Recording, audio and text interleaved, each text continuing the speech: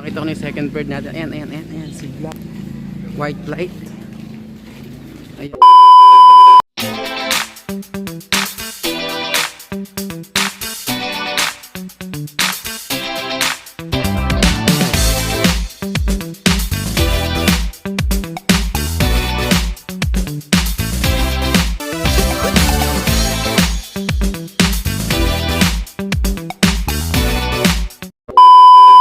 Magandang gabi mga kaburkutu. Andito na nga ulit tayo sa ating favorite spot, ang ating lock, ang ating munting Eric Coffee Lock. So today tonight or ngayong araw ay Sabado ng gabi. So ibig sabihin ay loading time ulit para sa ating North Derby Race training. So ang bitaw nga nito mga kaburkutu is sa Angat, Bulacan. So, meron pa tayong 4 na warriors na umuwi. Last Bukawi, Bulacan Toss. So, sila yung ikakarga natin ngayon mga kaburkutu, no? So, eto nga sila mga kaburkutu, pakikilala ko sa inyo. Ito nga, ang number 1, si 88. Kapatid nila 10, 10, 10 at 75. Then, pangalawa, ito si White Light. Yan. Pangatlo ay si 105. Yan si 105. Wala si 105 ba? Yan si 105. Tsaka si Putipak. Wala din si Putipak. Ano si Putipak? Bakit wala sila? Ayun yata si ano. Yun, si 105. Pinarisan niya yung ano, asawa ni Wapo. Yan mga kaburkutu. So hindi ko na lang makikita ay si Putipak. Ayan pala si Putipak mga kaburkutu. Yan si Putipak yung natatanging hen sa natitirang warriors natin, no? So siya na lang ang hen sa warriors natin. The rest puro kak na. So yan mga kaburkutu, ready ko lang sila as usual. Pababaunan sila ng vitamins, calcium at syempre yung oregano. Kasi uso yung mga sakit ngayon na mga kaburkutu. So yun, i-ready ko na sila kasi time check, it's 9 ano na 9, basta 9, past 9 na, 9:05 PM. Ang kargahan na naman is base kay coordinator is 11. So kakarga ko na sila. Ayan mga kaburkutu, samahan nyo ako mga kaburkutu, tara. 11 minutes later. So yun mga kaburkutu, ito na yung 4 na warriors natin. Ilagay natin sa crates. So yan, at long cock at isang hen. Ito yung hen yan, si Putipak, yung blue bar white light. Tapos cock to si 105, si Grisel si 88, at saka si white light. Titignan ko yung ano ipapangalan ko sa kanya. Siguro based sa ano niya, sa pursuing. Naka-pursuing tong 4 ng Eric Coffee Lock. Sila yung mga last batch na naka-pursuing natin. Ito yung pinaka last batch na nandito pa, si Grisel. So yung mga kaburkutu, hatid ko na sila sa loading station. Karga ko sila sa motor, then hatid ko sila sa loading station. Samahan nyo pa rin ako mga kaburkutu, tara. A few moments later. Ayan, nakikarga natin ang ating mga warriors sa ilalim.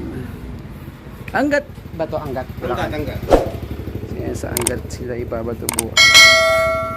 Abangan natin sila.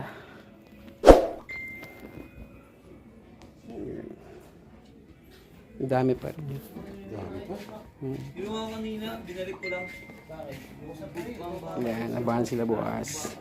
The next day. Yan, good morning mga kaburkutu. Ngayon nga is Sunday, no?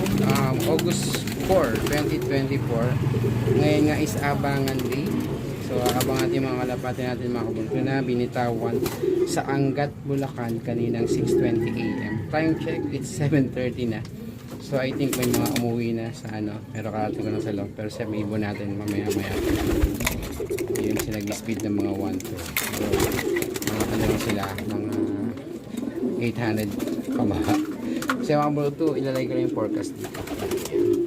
Tapos mga kaburkutu, abangan natin sila. Yan, pero ilalabas ko lang kung yung mga natin South Warriors natin na inakay para maglulong sila kasi bibira na sila yung mga kalapis. So yan mga kaburkutu, salamat. Samahan nyo ako sa pag-aabang ngayong araw. Later. So mga kaburkutu, may dumating na tayong ibon. Si Grisel ulit, si 88. Ayan mga kaburkutu, first bird uli natin siya. Kapatid nila 75. at 10-10-10.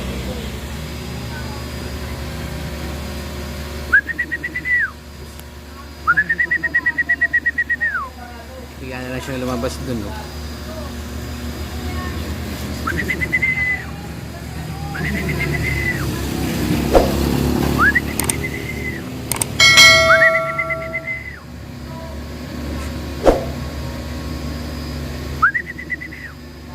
$8.17 siya dumating. Yun. Ayun, bumaba.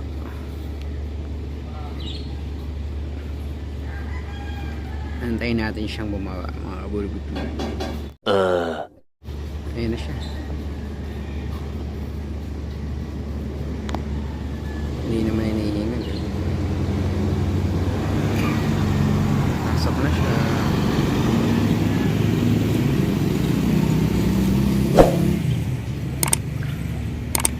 Mas maaga uwi niya ngayon kaysa last time.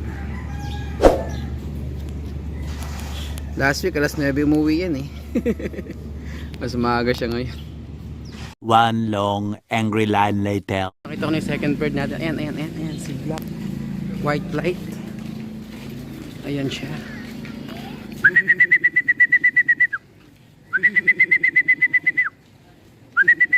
Dumating siya 8:42.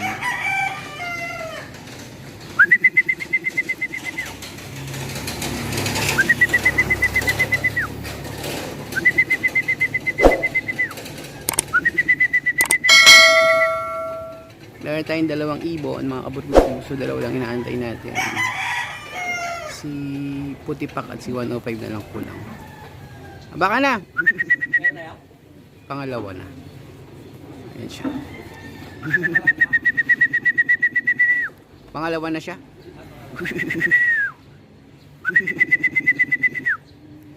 Yan, si Black White Light. Pasok na siya mga buruto. Eventually.